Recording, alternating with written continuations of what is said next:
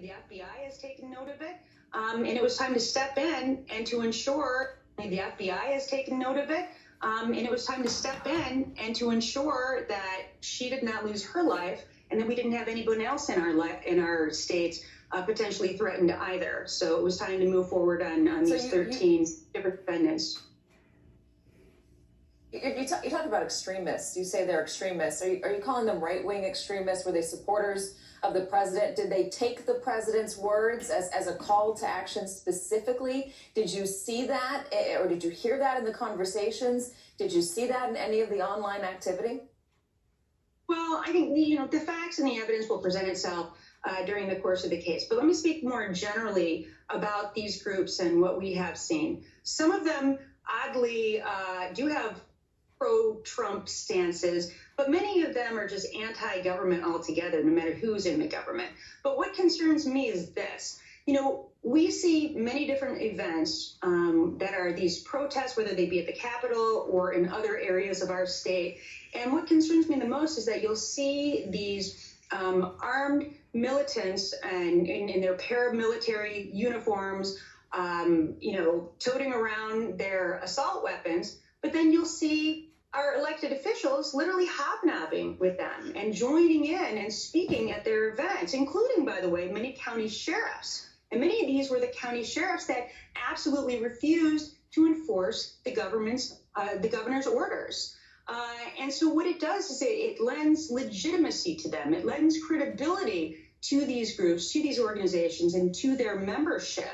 And it serves as a recruiting tool for them because they have people from our government standing up and supporting them. And I think all of that sort of has escalated to the situation where we find ourselves right now, and it's not a good place to be.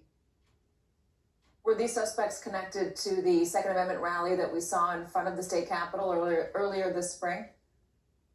I think that when you take a look at who was at that event, and you cross-reference it with the names of the people that we've charged, you'll see that many of them, in fact, were in attendance.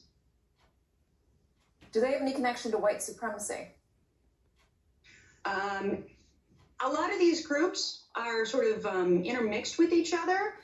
So just because they might be in another group, it doesn't mean that they don't have other associations with other groups. So I would say they're a mixture of militia groups and white supremacy groups. Sometimes it's hard to distinguish one from the other, quite honestly, because sometimes their beliefs are so similar to one another.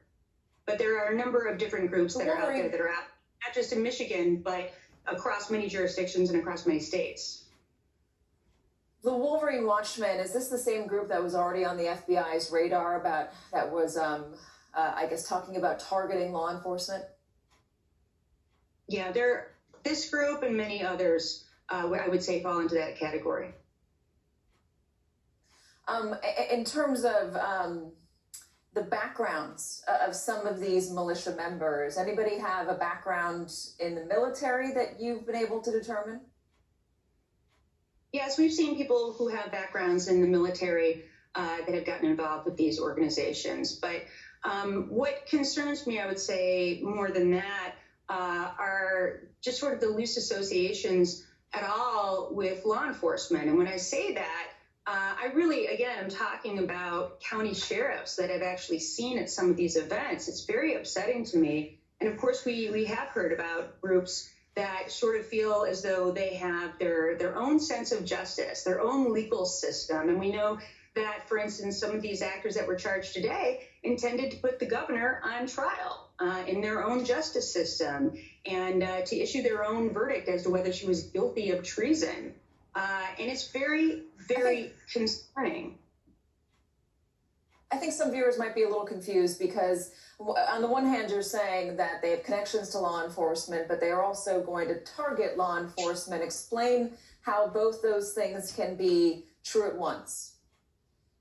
Well, what I'm saying is that we have seen a number of times where these individuals will be at events, sometimes protesting against the governor, only there are also law enforcement individuals that are speaking at the same events, sometimes held and co-sponsored by these militia members. I know it's confusing, and different individuals and different groups have different philosophies, But that's what I'm saying. I have a hard time as a law enforcement official seeing how any law enforcement officials could possibly support these types of groups or want to intermingle with them or want to participate in any of their events. But I'm telling you that that is what we have actually seen. But I will say this that I'm very happy about, and that is that we had great cooperation between state authorities and with federal authorities. So I think it's important for people to know this is not political. I just was on a stage with Trump appointees who worked hand in hand with my office. I'm a Democrat.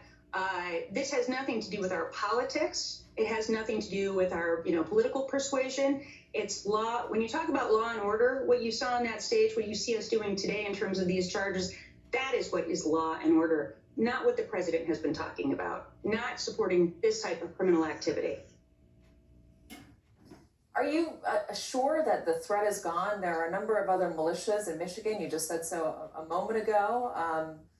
Is everything okay now, or are you actively watching other groups right now? Are you worried about other threats? I'm worried about additional threats. Any timeline on when we might see potential charges? No, but I will tell you this may very well be the tip of the iceberg. I don't feel as though our work or the work of the federal authorities is complete. And I think there are still dangerous individuals that are out there. And it is a point of great concern. And that's why I think it's so important that our elected leaders tone down the rhetoric and make it clear once and for all, and to be unequivocal about the fact that they do not condone and they actually condemn these individuals and this type of conduct and these type of organizations. Are you worried about the election, specifically election day and the following weeks, if there is not a clear winner immediately, or even if there is? Well, I will tell you that we're doing everything we can in the state of Michigan to ensure that doesn't happen. We have planned for every set of circumstances, every contingency that you can imagine. And we're working with our partners in law enforcement. We're working with the Michigan State Police and with the county sheriffs and all the municipal police departments to ensure that election day and afterwards, the tabulation of the ballots is safe and secure, and that everyone knows that they can go to the polls and not have to worry about their safety. We are making sure of it, and I want to communicate to your viewers that they don't have to worry about whether it's safe to vote or not. It is safe, and whether you decide to vote absentee or whether you decide to vote in person on election day, you will not have to worry about your safety. We are making very certain of that, and so we are planning for any set of circumstances to make sure that our state residents are safe. And I know the same thing is being done in states all across the country. Michigan Attorney General Dana Nessel, thank you so much for joining us today after that news conference and answering all of those questions. We always appreciate having you on, whether it's on a subject like this, which is very serious, or any subject, frankly. Frankly, all of the subjects that you tend to be talking about are very serious. Madam Attorney General, thank you so much for being here. We appreciate it. And let's bring in former FBI Special Agent Clint Watts to the conversation. Clint, just first off, what's your reaction to some of the answers that I was able to get from the Attorney General? I thought they were mostly positive from the Attorney General. It seems like they are trying to build the cases that they need to build, trying to protect not just the before election period, but up to it. But what I think is, I wonder if the public realizes how severe this was as compared to many of the other domestic terrorism arrests that we might hear about. This was very different. This wasn't one person planning the plot. This was a number of people. So that's about scale.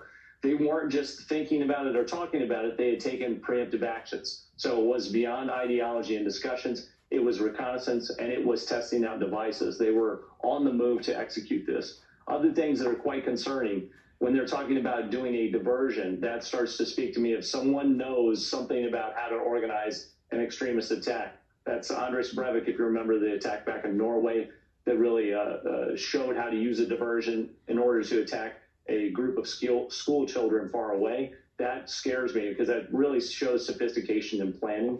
I think some other things to look at is while this was predominantly about Michigan, it was about the governor of Michigan, there's connections to other states. And this isn't just a small group. You've talked with me before over the years, and I'll tend to talk about the iceberg theory. When you see a dozen people arrested, that's about 10% oftentimes, or 20% of a network of people that are helping to boost this organization. I think the last thing I would note is while the president has been